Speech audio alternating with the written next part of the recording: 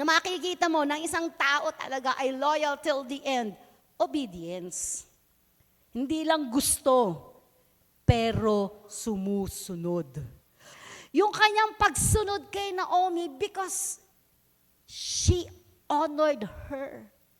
May willingness, may submission, may trust, may pagtitiwala, may pagmamahal, at paggalang sa Diyos na tumawag sa kanya.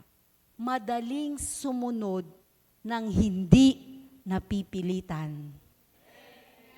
Amen? Mahirap sumunod pag napipilitan. Obedience is the bridge between faith and fulfillment. Dapat willing tayo, dapat obedient tayo. At may pangako ang ating Panginoon sa Deuteronomy chapter 21 verse 1 and 2.